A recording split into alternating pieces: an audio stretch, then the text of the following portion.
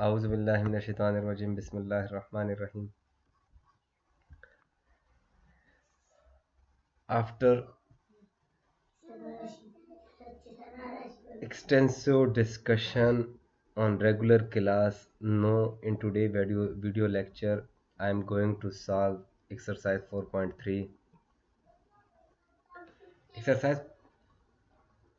Exercise 4.3 का पहला question जो है वो हमें सारे रो वेक्टर दिए गए हैं और हमें कहा जाता है कि right out the column vector, इनके कॉलम वेक्टर लिखें।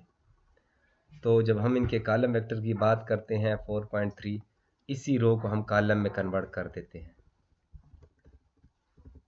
4.3 का क्वेश्चन नंबर 1, 4.3 ये क्वेश्चन नंबर 1। सबसे पहले हम इनको कन्वर्ट करेंगे कॉलम में। तो रो में यू डैश होगा तो कॉलम में ये यू होगा। जो पहला पोर्शन है हमारा वो है कि कन्वर्ट करने के बाद इन रो को कॉलम में कन्वर्ट करने के बाद इनके मल्टीप्लिकेशन की भी देखो, क्या ये मल्टीप्लिकेशन पॉसिबल है कि नहीं। अगर है तो फाइंड करो। लेट सपोज हमने ए लिया, ए में हमने क्या लिया, u multiply with v dash. u means column vector, column vector, और दूसरा जो है वो रो वेक्टर है। तो कॉलम वेक्टर को हम कॉलम फॉर्म में लिखेंगे, u कॉलम बन गया। जब u कॉलम बन गया, u इधर वेक्टर रो है, u जब रो होगा तो ये u डैश से होगा, और जब ये कॉलम बनेगा तो ये विदाउट डैश हो जाएगा। कॉलम में ये कॉलम फॉर्म में होंगे तो हम इसे कॉलम फॉर्म में लिखेंगे। 513 u हो गया कॉलम और u डैश हो गया रो। ये इन दोनों की मल्टीप्लिकेशन, स्टूडेंट इन दोनों की मल्टीप्लिकेशन या तो हमने डायमेंशनल रूल के ज़रिए देखना है या इनर प्रोडक्ट के ज़रिए। डायमेंशनल रूल के ज़रिए हम देखेंगे डायमेंशन। इस पहले वाले का डायमेंशन है 3 क्रॉस 1, u का डायमेंशन क्या है 3 क्रॉस 1, जबकि u डैश का डायमेंशन क्या है 1 क्रॉस 3। तो हाँ, डायमेंशन वाइज इसकी मल्टीप्लिकेशन पॉसिबल है। हम इसे मल्टीप्लाई कर देंगे, जो आंसर आया वो हमारा जवाब होगा। इसी तरह हर एक जो चाहे वो हम f नंबर करने लगे तो f में w dash multiply with x means column vector, यानी x डैश को सबसे पहले हमने कॉलम में कन्वर्ट करना है। कॉलम में जब हम कन्वर्ट करें तो ये ऊपर से नीचे की तरफ आएंगे, x1 x2 फिर x3। तो इसका डायमेंशन w डैश का डायमेंशन क्या होगा 1 क्रॉस 3 और x डैश का डायमेंशन क्या होगा 3 क्रॉस 3। तो हाँ, इसका मल्टीप्लिकेशन पॉसिबल है। तो इसी तरह हमने मल्टीप्लिकेशन की पॉसिबिलिटी और उससे फिर फाइंड भी करना है। जिस तरह हमारा अगर f जुज़ है तो ये हमारा f जुज़ है। लेट सपोज ये w डैश हमारे पास क्या हुआ 758 और x हमारे पास विदाउट डैश क्या होगा x1 x2 x3। जब हम इसे मल्टीप्लाई करेंगे थ्रू डायमेंशन या थ्रू इनर प्रोडक्ट, सबसे पहले हम स्टूडेंट थ्रू इनर प्रोडक्ट देखेंगे। अगर दो रोज दो कॉलम या पहली रो और दूसरे का कॉलम, पहला रो हो और दूसरा कॉलम हो तो उनकी मल्टीप्लिकेशन पॉसिबल होगी और उसे हमने डायरेक्ट मल्टीप्लाई करना है। और अगर इसके ज़रिए इस तरह के ना हो तो हमने फिर डायमेंशनली देखना है और फिर उनको एज पर डायमेंशन रूल के मल्टीप्लाई करना है। अगला क्वेश्चन हमारा question number 2। Question number 2 student वो भी इसी तरह है।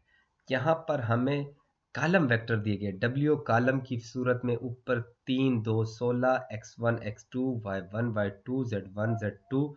इसके सबसे पहले हमें क्या कहा, which of the following are defined. तो जो दिए गए कॉलम इन्हीं के साथ रो दिया गया है, इन्हीं के साथ रो, यानी पहला वाला क्या है w dash multiply with x। w dash means row vector.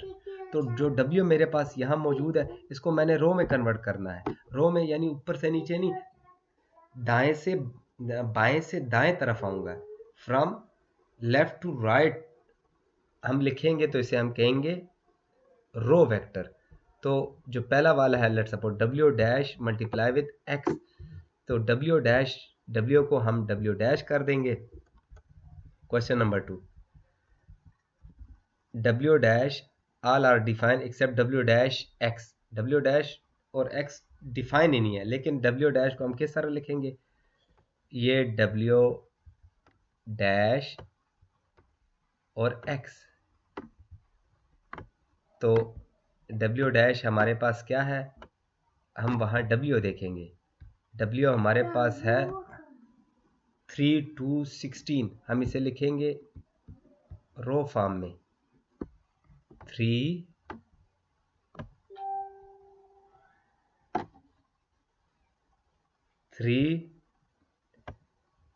to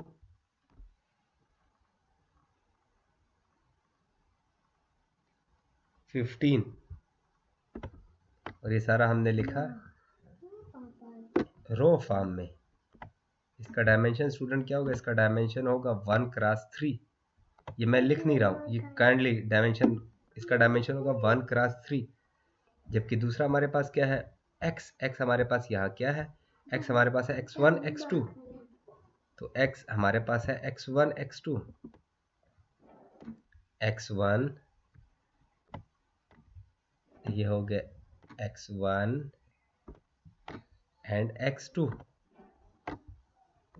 इसका डायमेंशन हमारे पास ये 2 क्रॉस 2 है, तो ना तो ये एज पर इनर प्रोडक्ट ज़रब खाने के काबिल है, मल्टीप्लिकेशन के रिक्वायरमेंट को मीट करता है, और ना ये डायमेंशनल पॉइंट ऑफ व्यू से मल्टीप्लिकेशन रिक्वायरमेंट को मीट करता है। तो इसीलिए यहाँ लिखा गया कि इसका मल्टीप्लिकेशन जो है वो अनडिफाइन है। जब अनडिफाइन है तो पॉसिबल ही नहीं है कि आप इसे मालूम कर सको। तो कुछ स्टूडेंट क्वेश्चन नंबर 1 और 2 जो है वो रो और कॉलम का ज़रब आपको ज़रब करवाने की प्रैक्टिस करवाई जा रही है।